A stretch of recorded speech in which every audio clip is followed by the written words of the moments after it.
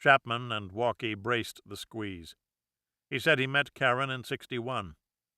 He said he got popped for shoplifting once. He stole some X-Lax at a thrifty drugstore. He didn't mean to steal it. He didn't want to buy the shit from a lady clerk. Chapman and Walkie wrote him off as a nut. Hallinan and Collins got a tip. A snitch snitched off an actor named Rick Bache. Bache killed himself on 11/30. Dig it. It might tie in to the Cupsonet snuff. They checked it out. It was straight out of Lolita. Rick Bache was hot for a 15-year-old girl. He wanted to marry her. Her mother disapproved. Bache offed himself. Hallinan and Collins braced his friends. They all said he never knew Karen. Hallinan and Collins wrote him off as a perv. Tips came in. It was 99.9% freak stuff. Everybody was a would-be actor or part-time actor and full-time shitbird. They printed everybody. They ran their prints against the unknown prints at the crime scene. Nothing matched. They braced Andy Prine repeatedly. He cooperated. He stuck to his story. They checked the weirdo file at West Hollywood Station. They zeroed in on a well-known peeper. They checked him out and wrote him off. He only peeped the gash in his own building. Chapman and Walkie talked to Glenn Ford. He liked Andy Prine. Andy was a righteous dude.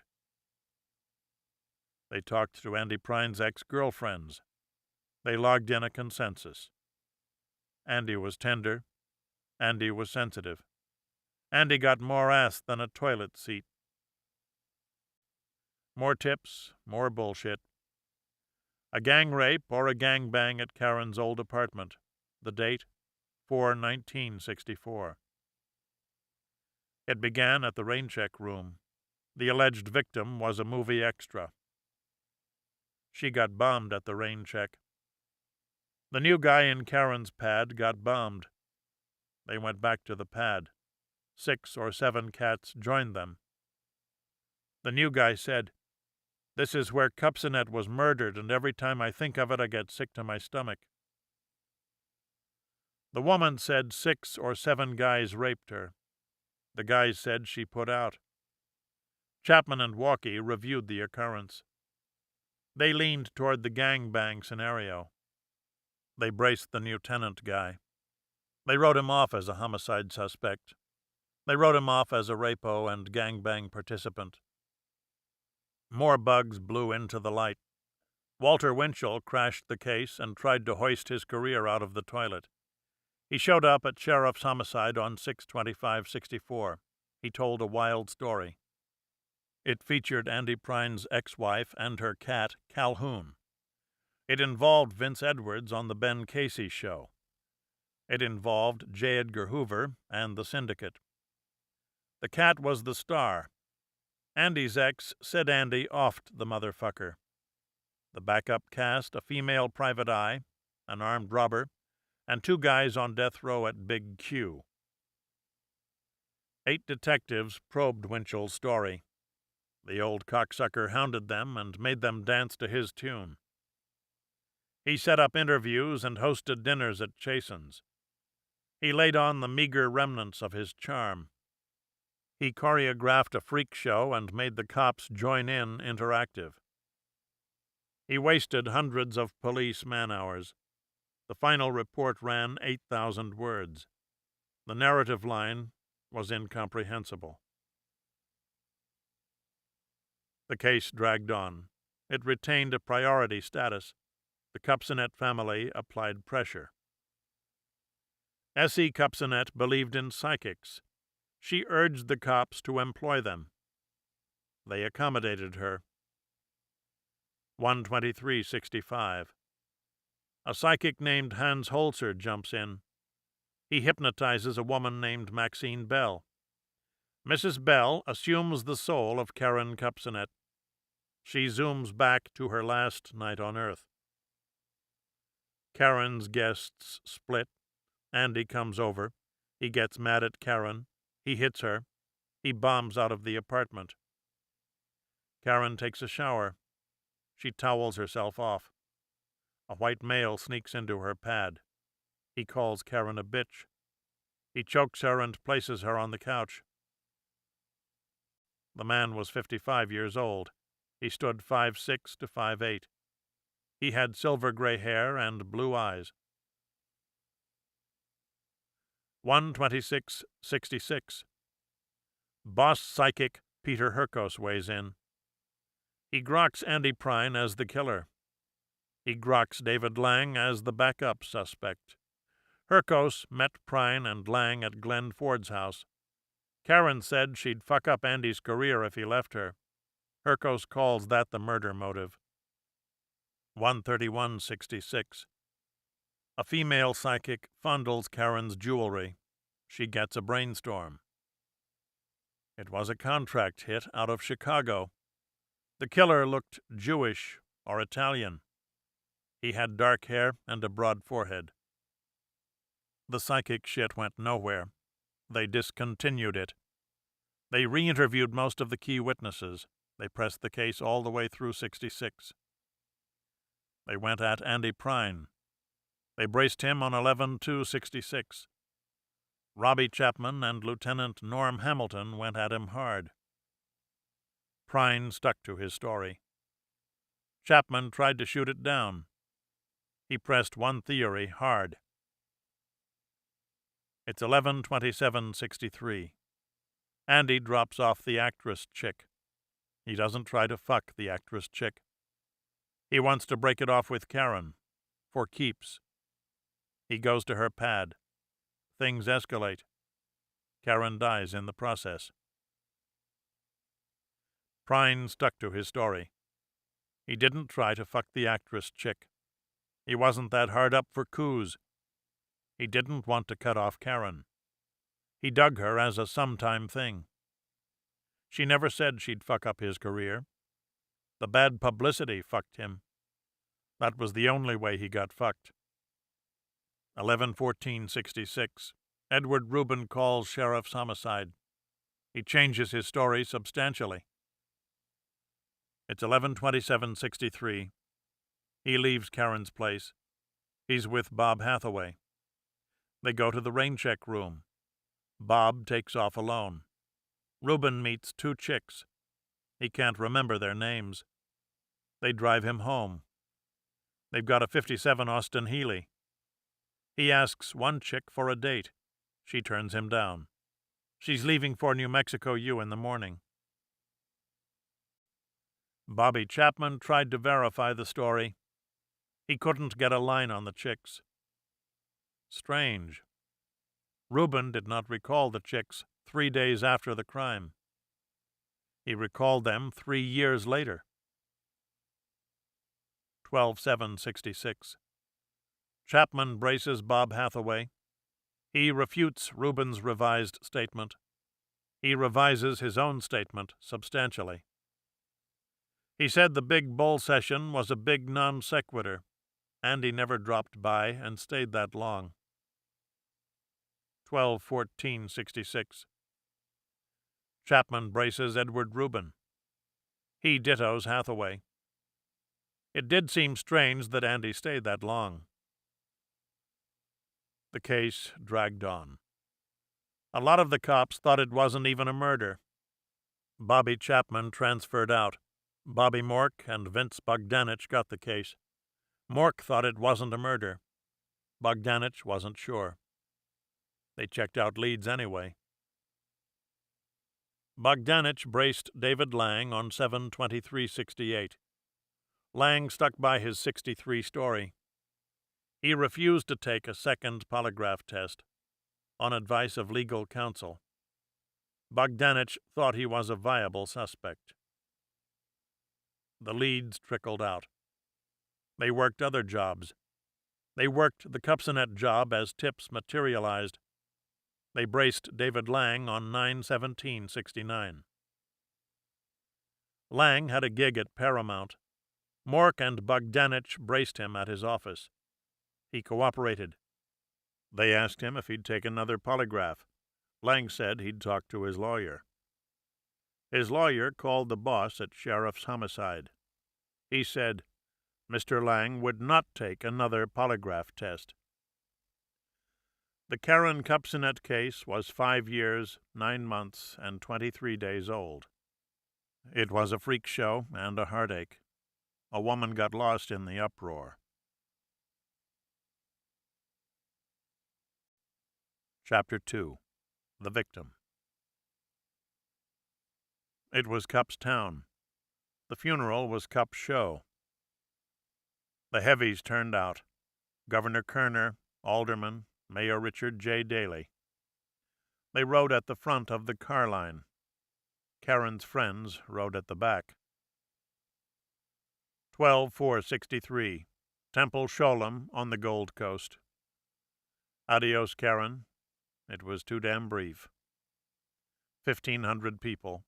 Major coverage. A big egalitarian spin.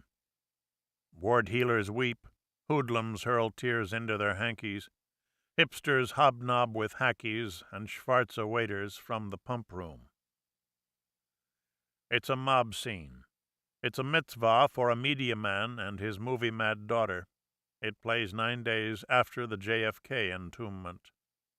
Andy Prine did not attend the service. Rabbi Louis Binstock emceed. He praised Karen. He said she was high above the stage, with her warmth of manner and a glow in her eyes. An all-star lineup lugged the casket out to the hearse. Among them, ex-Chicago Bears quarterback Sid Luckman. Karen closed strong. She would have dug the show. She was Irv and Essie Kay's first child. They named her Roberta Lynn and called her Cookie. Their son, Jerry, was born 3 years later. Essie came from money. Irv came from zilch. He played pro football. He called Bears games on radio and TV. He wrote for the Chicago Sun-Times. He hosted Cup's Show, a gabfest with real legs. Cup lobbed softballs in his column. People loved him. He loved the Joe Blow Chicagoan impersonally. He loved celebs for real. Essie loved celebs and culture. She took Cookie and Jerry to ballets and stage shows. She doted on Cookie. She said she should be an actress. She pushed her that way. Cookie bought the program. Essie stressed beauty and thinness. She got Cookie some child model gigs. Cookie loved drama. She loved to act. She loved Cup's world. It was glamorous. It was who you knew and who blew who. It was ringside seats and a special guest for dinner every night. Cookie dropped names like most kids dropped vowels. She went to the Francis Parker School. She excelled at kid theatrics. She got summer stock gigs in and around Chicago. She played the tomboy role in a boffo rendition of Picnic.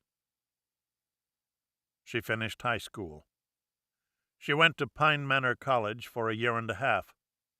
She played leads and second leads in school shows. She put on a little weight. She took it off and put it on again. She moved to New York City in '60. She gained weight and lost weight. She never got fat. It was all crazy shit in her head. She changed her name to Lynn Roberts. A plastic surgeon reshaped her chin. She lived off money from home. She auditioned and got a few gigs. She gained weight and lost weight. She got depressed. She dropped Lynn Roberts and renamed herself Karen Kupcinet. Cup was tight with Jerry Lewis. Jerry liked Karen. He offered her a bit part in his flick, The Ladies' Man. Karen flew out to L.A. She dug it and decided to stay. Essie's mother moved out and played chaperone. They found a pad on Hollywood Boulevard. Essie set Karen up with Mark and Marcia Goddard. Cup set her up with A-list contacts. Karen started a new date book on 3/9/61. She recorded her weight in most entries. She got a nose job on 5/16. She weighed 115.5 pounds. Awake during operation. Agony. Felt needles cutting everything. Karen thought her new nose looked like a pig snout. Other people disagreed. 5/29/61. In Vegas with Cup and Desi. Nose much better. So many compliments. Warren Beatty, you're so beautiful. Eddie Fisher, thought you were Liz. 5/27/61. I'm pretty. So happy. Karen got a guest shot on Hawaiian Eye. Bob Conrad was a doll. Me. So complimented. Karen auditioned. Karen went to brunch, lunch, and dinner. Karen shopped and got her hair done. Karen got her weight down to 113.5. She got a series gig on 7/25. The show starred Gertrude Berg. It was called Mrs. G Goes to College. She started work on 8/2. Her weight stood at 114. The director said she had a wild body. Karen played a kooky college kid. Karen worked. Karen hung out at PJ's and the Crescendo. Karen ate at Linny's and the Hamburger Hamlet. Karen shopped at Jack's and Saks. 8/17/61. Gertrude thought she wore too much makeup. Everyone around there makes me nervous. 8/18/61. Gertrude Impossible finally got my close-up and took 4 or 5 takes. Couldn't get damn thing straight. 9/11/61. 113 pounds. 9/12/61. Hardly ate at all. 9/15 and 9/16/61. 8 and 8. 10/4/61. The Mrs. G pilot airs. 109 pounds. My hair darling, lots of compliments. 10/15/61. 116 pounds. Ate 3 Danish. Eating too much. Karen logged male compliments. Karen logged male encounters. She met men. She kissed them. They got skitsy and blew her off. 10/22/61. 110 pounds. No one calls me. 10/28/61. 114.5 pounds. Eating too many sweet rolls. Karen worked on the Berg show and tried out for other gigs. She went out on bad dates and hung out with her girlfriends. She went to twist clubs and movie premieres. 123/62. 121 pounds. I look too heavy, yet everyone calls me beautiful. 2/1/62. 117 pounds. Everyone noticed my weight loss. 2/5/62. 125 pounds. Stayed in bed. 8. Feel so draggy and tired. 2/15/62. 121 pounds. Took pills. Looked gorgeous. 2/16/62. Woke up very dopey after 3 sleeping pills. Groggy. 2/19/62. Slept late. Bought lean tablets. The Berg show was canceled. Karen went on unemployment. Cup and Desi sent her money. Her grandmother moved back to Chicago. 3/22/62. 123 pounds. Got to lose at least 10 pounds by April 8th, only 17 days. 3/29/62. I'm beginning to discover who I am. My convictions and image are getting clearer. I know I'm happiest following the pattern of sophistication than one of girlish appeal. Karen got a guest shot on the Red Skelton show. Skelton to Karen, 4/2/62. 3 people said you were prettier than Liz Taylor. More auditions, more pills, more brunches, lunches, and dinners. 2 brief love affairs. Summer stock in Chicago, Sunday in New York. The Annie Sullivan role in The Miracle Worker at the Laguna Beach Playhouse. Good reviews and a run below 115. 10/1/62. Woke up feeling slightly nauseous and groggy. Hallucinations, inferiority complex, aching limbs, stiff neck. Surely liver damage. Resulted from pills. 10/8/62. Cried myself to sleep. 10/9 to 11/10/62. Doodles and incomplete notations. 11/11/62. Continuous hysteria, deepest depression ever. 12/3/62. Wide country, 6 a.m., call location. 12/4/62. Andy Prine, doll. 12/6/62. 105 pounds. Andy, rain check. 12/9/62. Andy. 12/11/62. Andy. 12/12/62. Look thin. 12/13/62. Andy. 12/18, 19, 20, 21, 22. Andy. And no other notations. Karen flew to Chicago for Christmas.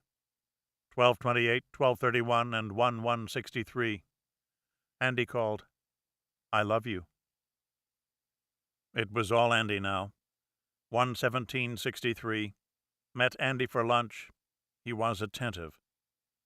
Wide country. Andy was brilliant. I was an extra. Felt depressed. 1/20/63. Andy aloof. 2/5/63. Tense and anxious over Andy's attitude. 2/11/63. Me tense. Blurred vision. To Dr. Getzoff, pills, with Andy. 2/19/63. Must maintain my own identity, not become his doormat. So useless. 3/25/63. Andy picked me up 5:30. Lovely love. Ate at Dupar's. Back and lovely love. 4/9/63. Eating much too much. 4/11/63. I love Andy Prine. 5/21/63. 12 p.m. Dr. Kroger gave me weight capsules. Finally get a lift. Appetites inhibited. 5/30/63. Andy distant, me terribly possessive and weak. Karen tanked auditions. Karen shopped and ate and saw shrinks. 6/21/63. At his house. Found out about Cheryl H. and B. Scott. Awful. I don't want to see you tonight either. I went over, got in, came back later. Hysterics. 6/27/63. Getting my self-respect back. I'm stronger. 6/30/63. Oh, Andy, lovely, lovely. 7/1/63. 134 pounds. Beginning today, I starve. Dr. Crone prescribed Disoxin. 7/8/63. 124 pounds. Dr. Crone, 1:30 p.m. Figures looking better. Andy, it excites me to hurt you a little. Karen learned she was pregnant. Mark and Marcia took her down to TJ. 7/9/63. Like a nightmare, this can't be happening to me. 7/10/63. Oh God, I don't know what to do. Called Dr. Estrada. Call back afternoon. 7/11/63. Called Dr. Estrada again. Getting used to the idea. Karen got an abortion on 7/12/63. Traumatic, glad it's over, relief after nightmare. She returned to L.A. Andy considerate and attentive. Knots, gas, like cramps. Andy made soup. 7/25/63. I'm so happy. How long can it last? 7/30/63. Andy with Anna. Me watched from hedge. Awful. Nightmares. Karen stopped auditioning. Karen cut down her social contacts. 8/15/63. I must not be possessive. Sweet. 8/17/63. Really mad at the son of a bitch. For the first time I really dislike Andy. He shows no consideration or understanding, and he humiliates me. 8/18/63. How dare he not make one concession or show any feelings? 8/20/63. So humiliated by Andy's lack of interest. 8/27/63. Feel like I'm about to explode. 8/28/63. Eating too much. Karen stepped up her social contacts. Karen moved to the Monterey Village apartments. A heat wave scorched L.A. Karen got a shot on Perry Mason. 10/29/63. Andy acting ugly. Complete indifference. Scene at his house. I'm hysterical. 11/1/63. No Andy. Spied on him. 11/2/63. Went to his house. Selfish, independent, inconsiderate, and thoughtless. Never gives, and unpenetrable. 11/4/63. I hid in attic. Then sat outside in cold for 2 or 3 hours. Wish I were dead. 11/8/63. Dr. Kroger cried in his office. 11/9/63. Eating all day and night. 11/10/63. Can't stand it. I'm losing reality. 11/11/63. Call Andy. Sex. 11/15/63. 2 p.m. Kroger. Happy and up. Wore pink skirt. Admiring looks. 11/22/63. President assassinated. 11/23/63. Palm Springs. 11/25/63. 8 to oblivion. 11/27 or 28. Dead. The datebook ended 5 weeks short of New Year's. A sheet was clipped to the back. Karen jotted down some book titles. They were psychoanalytic texts. Beside them, a list of all the men she'd slept with. Chapter 3. Karen Redux. They entombed her in a Jewish cemetery. They honored her with classy endowments. 2 Karen Kupcinet theaters, a Karen Kupcinet gallery, a Karen Kupcinet scholarship. Kup and Essie kept her name out there. No one knows how they defined her death and rushed to self-destruct. No one knows how many what-ifs and might-have-beens they indulged over cocktails. Karen died moments after a freeze frame. The camera's in tight. She's all passion and disorder. A close-up sends out an implication. She could go anywhere now. It might be true. It might be a wishful conceit. She left a list of books and a list of men as her last will and testament. It might have marked a step toward self-knowledge. It might have been a band-aid to cover her wounds until her shit-heel lover called. She had a fierce heart and no will to moral judgment. Her compulsive componentry was common to young women. She carried her own strain of a plague. It hadn't been identified yet. The time impinged her. Her shrink co-signed her rebop and tapped Cup's bank book. She didn't get the gender role thing. She didn't know that women took it up the shorts systematically. She didn't know that the precept could spark a will to change. She had the juice to grasp the concept. She might have found the guts to go with it and burned her old life to the ground. She was just a kid. She didn't know shit from shinola. She labored under a shroud. She thought showbiz was real. It was the Cupsonet family blessing and curse. It started with Cup. He passed it on to Karen and Jerry. Jerry turned 19 the month Karen died. He loved the visual arts. He wanted to forge a Cupsonet life on the other side of the camera. He went to Bradley U. and Columbia of Chicago. He studied photography. He graduated and shot pics for Playboy. He shot stills for the Chicago stage run of Hair. He became a TV cameraman and director. He directed segments of AM Chicago and Good Morning America. He married a woman named Sue Levine. They had a son and a daughter. Jerry got a gig on the Richard Simmons show. He moved his family out to L.A. It was 81. His daughter was 9 years old. Her name was Karen Ann Cupsonet. Essie called it reincarnation. Cup said he almost agreed. The blessing and curse hit a third generation. Karen, too, didn't look like Karen. It was all inside. The Karens bubbled and churned.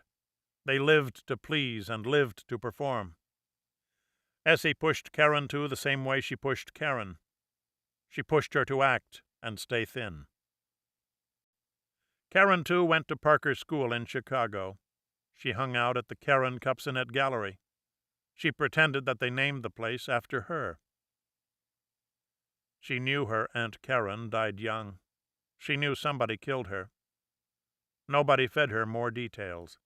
She felt no urge to learn more. Jerry moved his brood out to L.A. Karen, too, grew up on Karen's old turf. She gained weight and lost weight. Food was a punishment. Food was a reward. She went out on kid auditions. She got a few TV and stage parts. She played Helen Keller in The Miracle Worker. She was a high school freshman then. She kept a journal.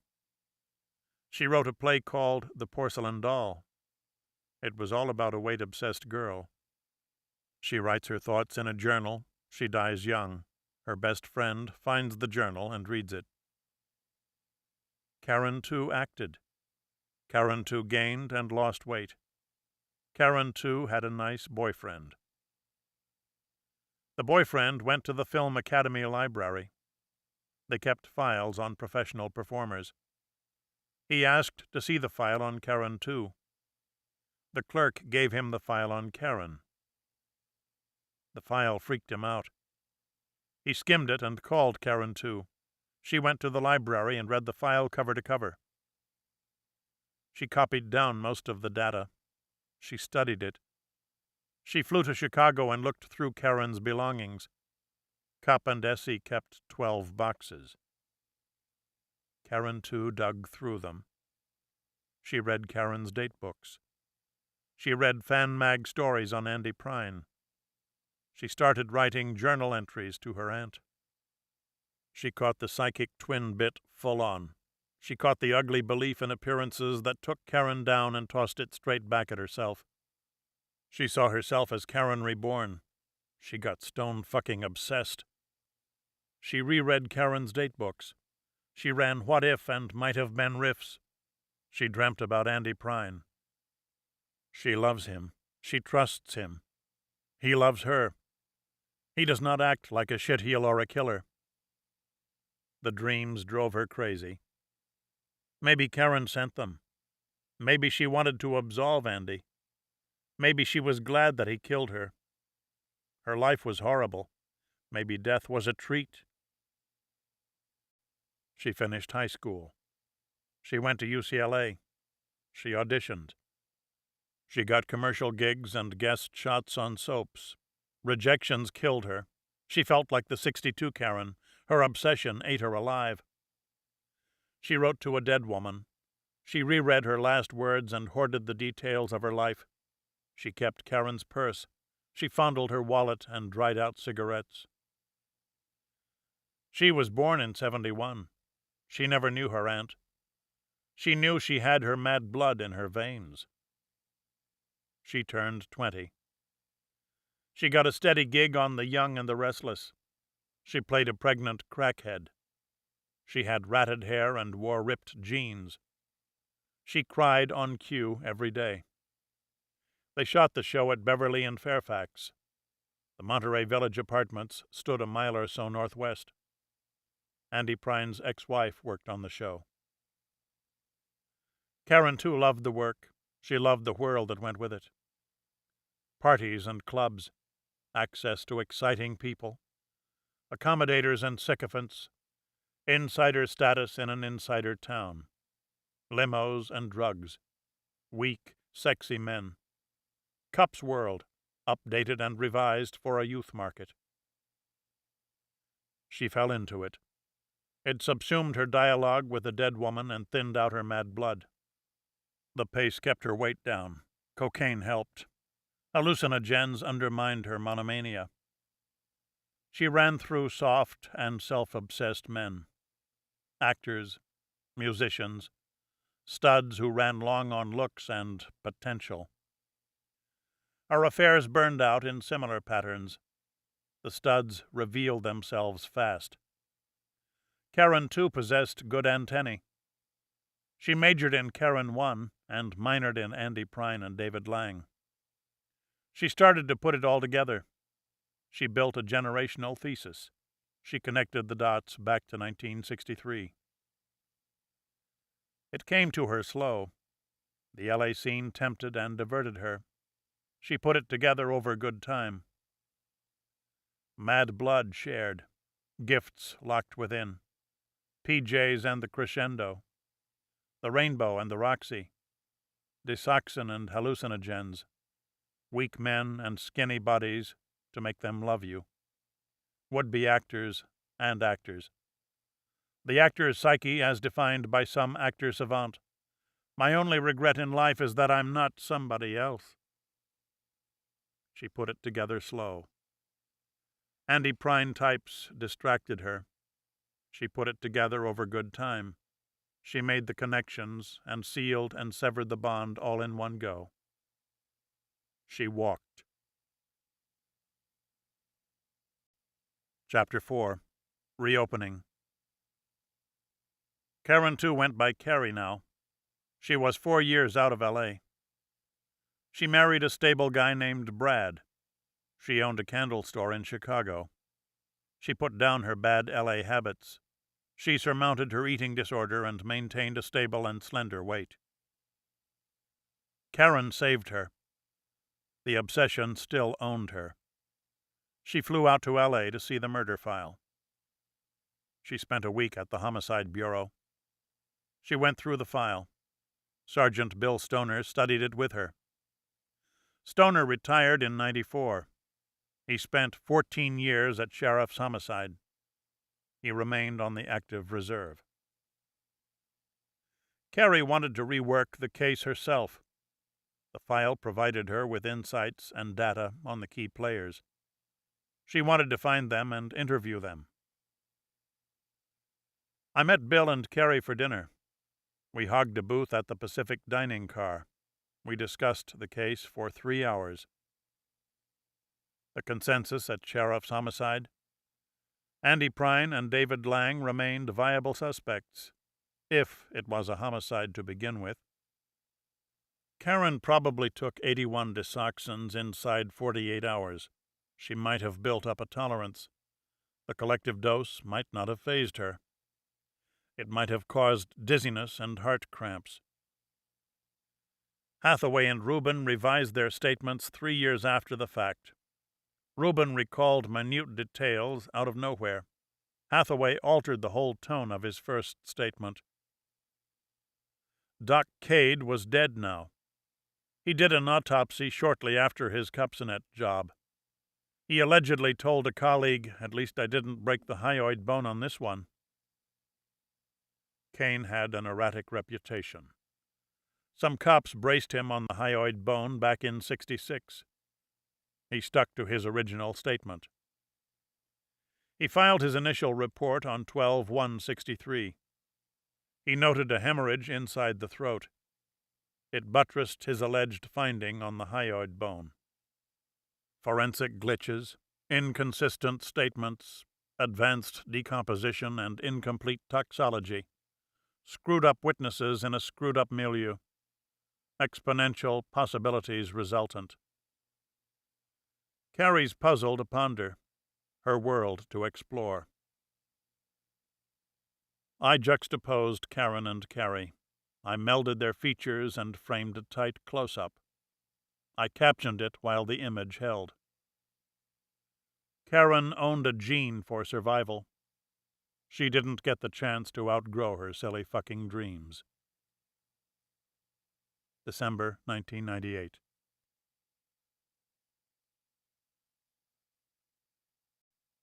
Part 2. GETCHELL.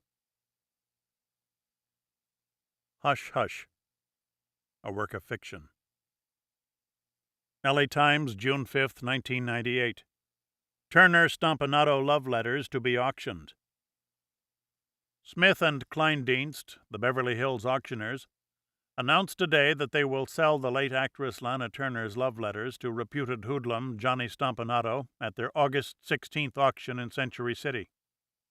A Smith and Kleindienst spokesman said that the letters were consigned to them by a source who prefers to remain anonymous. There are a total of 14 letters dated between October 9, 1957 and March 12, 1958. They will be sold as a block purchase. The Turner-Stompanato liaison occupies a prominent place in Los Angeles criminal history. Their violent relationship culminated on the evening of April 4, 1958, when Cheryl Crane, Miss Turner's 14-year-old daughter by the late restaurateur Steve Crane, came to her mother's aid and stabbed Stompanato to death. No criminal charges were filed against Miss Crane. She was sent to a youth treatment facility for psychiatric evaluation and care. The Smith and Kleindienst spokesman said that bidding for the letters will most likely begin in the mid-six-figure range. The Advocate, June 6, 1998. Scandal sheet writer in critical condition.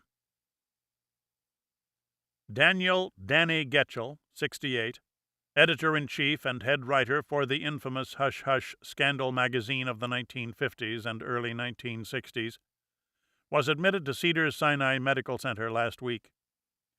An undisclosed source at the center revealed that GETCHELL is in the final, deadly throes of a severe brain tumor. Hush Hush and the other scandal sheets of the era, Confidential, Whisper, Rave, Lowdown, and Tattle, waged a collective smear campaign against gays and lesbians and accomplished it with vicious outing tactics.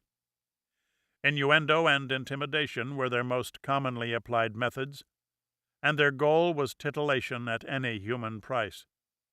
The scandal sheets destroyed the lives of many gay and lesbian Americans, and Hush Hush was arguably the worst of the lot. Benjamin Luboff, ex-Whisper writer and author of the mea culpa memoir Scandal Rag Scourge, described Danny GETCHELL as viciously single-minded in his fast buck pursuit of naming homosexual names, and pathologically driven by a sadistic urge to out gays. When asked to comment on GETCHELL's hospitalization, Luboff replied, "What can I say? I wish no person, straight or gay, a painfully protracted death, but the world will be a better place without Danny GETCHELL." A hospital source said that GETCHELL is under intensive around-the-clock care and would not be able to answer a list of questions submitted by the Advocate. Cheryl Crane did not shank Johnny Stompanato, and I don't have a fucking brain tumor. And I always gave the fags I fragged a chance to buy their stories back. And you won't believe the shit I've got on Ben Luboff. The brain tumor bit is a smokescreen smoked by a hospital flak. I'm ensconced in a secret Cedars ward built from an old bomb shelter. I'm sunk subterranean with 63 male patients and 16 doctors set to vanquish our virus. They'll hypocritically ignore the Hippocratic oath and sell their cure exclusively to the rich. I'm selling everything I own to buy bed space at $20,000 a day. I've got AIDS. The worst thing about having it is having it. The fact that people think you're a fag runs a close second. I'm not a fag. I'm a junkie with a 40-year-old monkey on my back. Reliable rejuvenations ruined me. I periodically purge my putrefied system with black market blood transfusions. I bought some Desert Storm surplus blood back in '91. It dried out my sex drive, downsized my red blood count, and devastatingly deep-sixed me into total devolution. Or somebody poisoned me on purpose. Maybe a minor miscreant I maligned in May '61. Possibly a punk I pilloried as purple-tinged a long time ago. Perhaps a perpetrator with a perfect sense of poetic justice. I'm pulsatingly paranoid now. I'm a hemophiliac homophobe and a crucifiable Christian abed at the gay Roman Inn. I see 6 of my scandal rag scapegoats hooked up to hydration machines. They strategically strafe me with hate in their eyes. They huddle within hailing and hurting range and haunt me as I hatch this harangue in the hush-hush style. I've got a sharp shiv shoved under my bed. I've got the guardedly gay-friendly tail that you're about to get. I'll pander to pederastic pride or hurl some hurt in the spirit of the hush-hush holocaust. The gun of 3 gurneys down is staring straight through me. I can't place him in my backlog of blackmail and bad juju. I'm going to cut him out of my thoughts and concentrate on my story while I can still alliterate alluringly. Chapter 1. The debilitating dirt drought of spring '58. It hindered, hampered, and hogtied hush-hush. It forced us to print presumption as veracity verified. It forced me to misconstrue old morgue memos and pass them off as fresh scandal skank. Jackie Gleason fights food fixation at Fat Farm outside Philly. Johnny Ray mauled in men's room misadventure. Starlets state Steve Cochran tops tape as Tinseltown's Mr. King Size. Bum bits and rumor retreads. Libelous liabilities and lightning rods to lasso lewd litigation. Unprovable assertions to attract unremitting heat in an unenlightened climate. Maureen O'Hara keistered Confidential last year. The mag maligned her and said she groped a guy at Grauman's Chink. She sued successfully. Confidential detailed Dorothy Dandridge's dipso descent. She sued successfully. Monkey see, monkey do. A chain of chimps sued Hush Hush. Our current courtroom count stands at 0 and 3. We're mainlining monetary liens and moving toward Bankrupt Boulevard and Moribund Mesa. We're taking it up the ass bad. We've dramatically downscaled our dimensions. We moved into a dumpy building down from the downtown dog pound. The doped-out dentist down the hall drives my new crew crazy. I cut my old crew loose to cover court costs and slapped up some fresh slaves from the Salvation Army. They're all dry drunks with the shimmy-shimmy shakes. Dental drill noise drips through the walls and drills its way under their skin. They drop type trays and drizzle glue all over my paste-up plates. Our circulation has circled down to the scandal rag cellar. Whisper was whispered to top our toll by 10 figures per month. Ben Luboff scammed Skank for Whisper. I hated him. I owed his bookie brother too big on Basilio Robinson. Ben bought bonus buzz dirt off me and bought down my debts with his brother sometimes. I hated to humble Hush Hush, and humiliate myself. But I had to now. I looked around the office. A dry drunk dropped a cigarette and scorched a scalding shot primed for paste-up. Leslie Elizabeth Scott with a loin-lapping look at Linda's little log cabin on Lancashire Boulevard. Shit. It was time to pound the pavement proactive. I walked down the hall and wiggled into Dr. Dave Dockweiler's chair. Dave said, "How long?" I said, 48 hours straight. Dave jacked joy juice into a spike and found a vividly viable vein in my left arm. He said, 3 good ones too hot to print. I'm going to an American Legion smoker tonight. I concocted a commie conspirators clique and twisted a fist to twang my target vein. Paul Robeson is pouring the pork to Pat Nixon. I swear this is no shit. He's got her hooked on that big roll of tar paper he's packing, and she's leaking him all of Tricky Dick's secrets, and Robeson's feeding them to the Kremlin, and they're feeding them to Senator John F. Kennedy, who's going to run against Dick in 60. This is no shit, I swear to you. Oh, and Sammy Davis Jr. is fucking Mamie Eisenhower. I swear to you, Dave, this is no fucking shit. Dave spanked his spike on my vividly violet vein. You swear this is no shit? This is no shit, Dave, I swear to you. Dave bit the bait and shook his head and let my shit sift into his system. He shot me up with his shit and watched me shift up to the stars. I went into orgasmic orbit. I spun past Sputnik and jived with Jesus himself. I jumped back to Earth and jumped out of the chair like a jacked-up jungle bunny. I fly on methamphetamine moored in male hormones and a multivitamin mix. Here's why scandal sheets fly. People are ambivalently amped up on celebrities. They wildly worship them. They aim their adolescent adulation at them and get bupkis back. It's depressingly disassociative. It's idiotic idolatry. Fan magazines fan the flames of fatuous fancy and reinforce the fact that your favorite stars will never fuck you. Scandal rags rip that reinforcement and deliriously deconstruct and de-idolize the idols who ignore you. It's revisionistic revenge. It reduces your unrequited lovers to your own low level of erratic erotics. It rips the rich and regal and guns them into the gutter beside you. It fractiously frees you to love them as one of your own. I was flying on high-grade meth and a highfalutin head full of hush-hush homilies. I hit Hollywood, hopped up to dish dirt, and dig my way out of debt. Every bartender, bouncer, B-girl, busboy, and B-movie bimbo in town has his hand out to hush-hush, or whispers to whisper, or tattles their tails off to tattle. I tripped a path through my tipsters and said, "How's tricks?" I locked in the following lowdown. Howard Hughes had a hard-on for a high-yellow hooker named Dusky Delight. Rin Tin Tin ripped Lassie into renal distress at a recent kiddie roundup.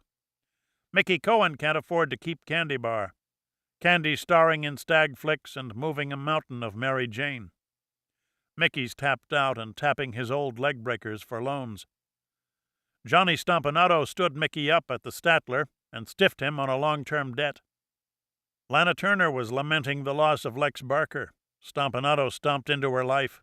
He bullies her and beguiles her into long bouts of Barry the Brisket. Lana now lisps.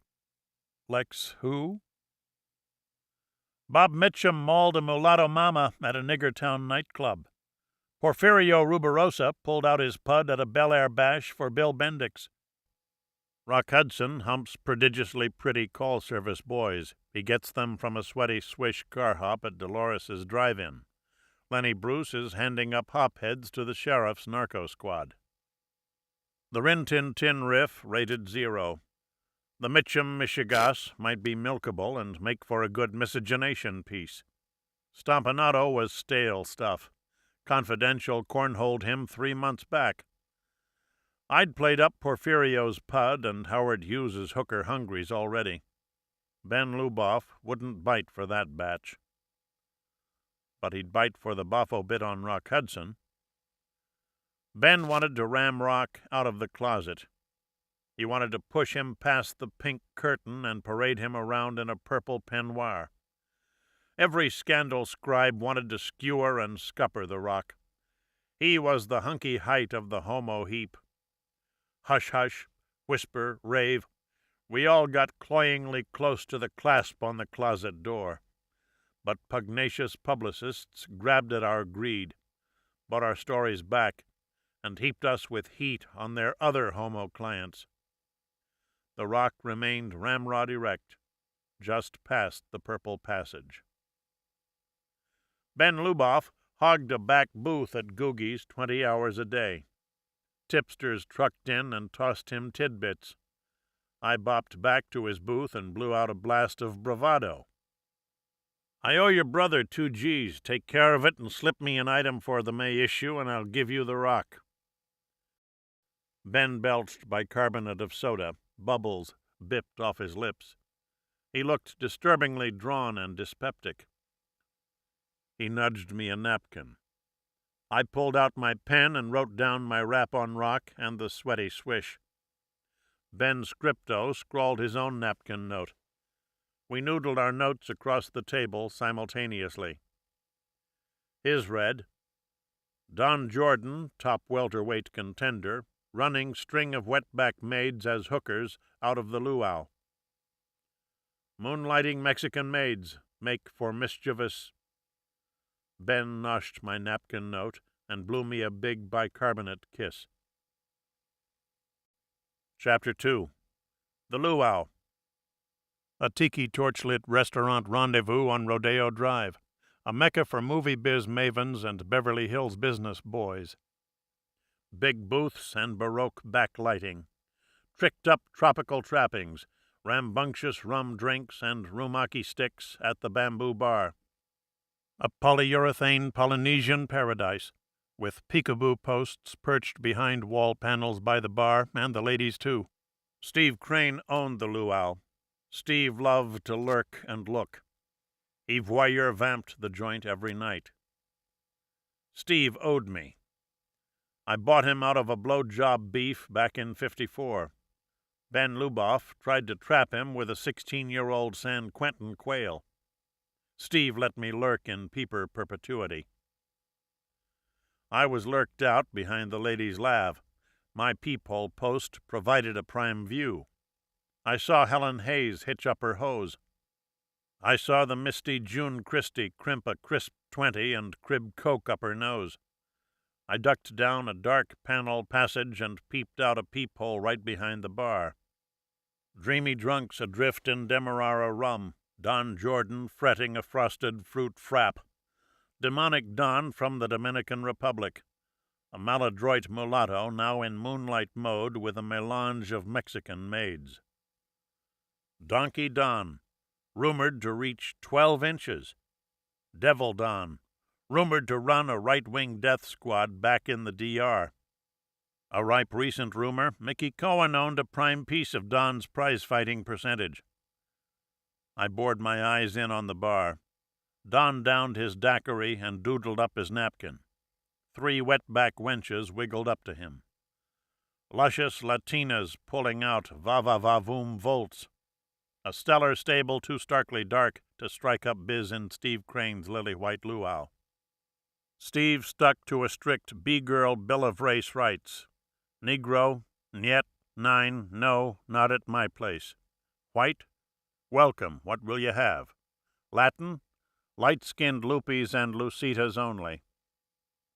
Something was twisted 2 twirls off. It hit me. 2 twists in twin frocks, fresh out of Fredericks of Hollywood. Pulchritudinous, but not pulsingly so. The supreme senorita, languidly lissom in Lana Turner's light blue gown from last month's Oscar show. Lana Turner, Steve Crane's ex. Movie star mama to Steve's starstruck daughter Cheryl. Steve was still starved for Lana's lewd love. Steve couldn't stomach thoughts of Johnny Stompanato sticking it to her. I panted and peeped out my peephole. A methamphetamine breath mist glazed up the glass. I wiped it off and watched a waiter walk up to the Mass Magnifica Mama.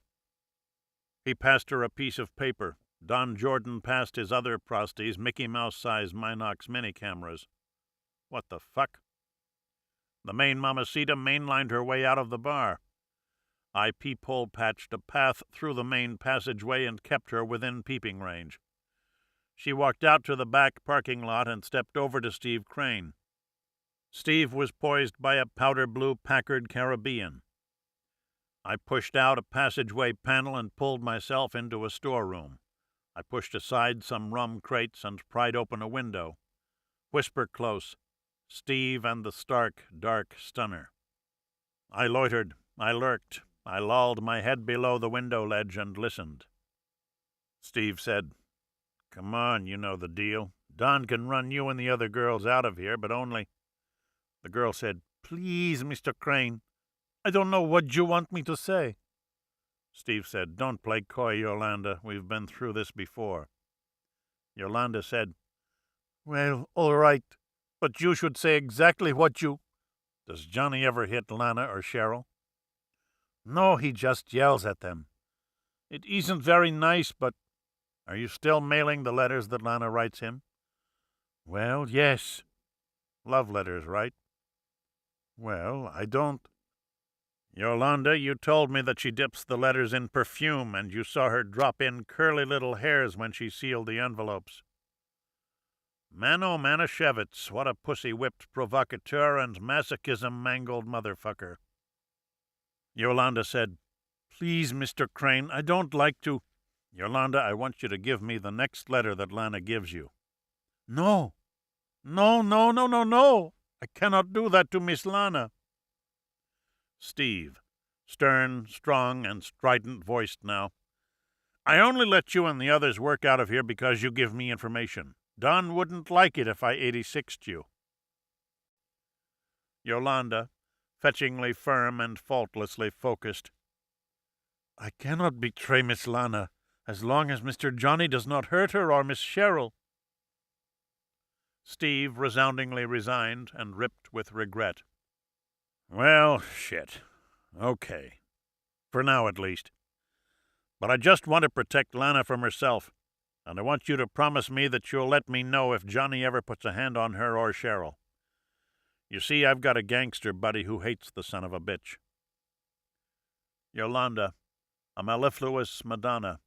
"Oh, yes, I will. I care about Miss Lana and Miss Cheryl just as much as you do." Mickey Cohen hated Johnny Stompanato. Mickey was the Meshuggah Mouseketeer on the L.A. mob scene. Mickey had a minor cut of Don Jordan's contract and not much else. Mickey was too Minnie Mouse to stand up for Steve and stomp out Stompanato. And I started to smell money in the mix. I could steal the steamy Lana letters. I could sell them to Steve or some lascivious Lanophile.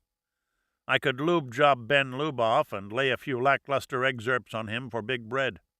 I could proudly print the whole tumescent text in hush-hush. The truth is my moral mandate. Dirt digs define my devotion to that difficult discipline. Disillusionment is enlightenment. Some pundit popped that platitude and clipped a clear cord in my soul. I live to edify, entertain, enlighten, and enforce moral standards. It all entails enterprising entrapment. I'm a zealous First Amendment zealot. I contentiously contend that Scandal Skank scores free speech to its fullest extension. I set tricky traps to track down the truth. My methadrine-mapped mandate makes it all morally sound. I got Stompanato's stats from the West L.A. white pages. I called his number and nailed a nigger maid. She said, "Mr. Johnny be back soon," and "I just be leaving myself." She sounded like some shine in Song of the South. I bopped up to Benedict Canyon and buried my Buick coupe behind some bushes off Beverly Drive. I beat feet a block to Johnny's boss bunker, a big all-glass A-frame. Lavishly landscaped and lit up light at 1 a.m. Wide windows to wiggle your eyes at, and high hedges to hide behind. Peeper paradise and voyeur Valhalla. Motherfuck. The mail slot slid straight into the front French doors. I couldn't lift a latch and liberate Lana's love letters. I hid behind a hydrangea hedge. I bored my beady browns into a big picture window 10 feet away. Johnny Stomp stomped into sight. Don Jordan jiggled up and joined him. They yelled and yowled at each other. They paced paths around the parlor and poked themselves in the pecs. Popped peas popped off the plate glass window, but I couldn't pick out particular words. Jordan pulled a passel of picks out of his pockets and fanned them full. I popped up and peered through the plate glass powerfully hard. I saw dark-room-dipped photos still wet with developing dew. Interior shots, bountiful bedroom suites with balconies and wide walk-in closets. My brain went bim-bango bingo. Don Jordan's moonlight maids with Minox minicams. Wetback women hooked in as hookers. Luau lounging B-girls brought to Brentwood and Beverly Hills.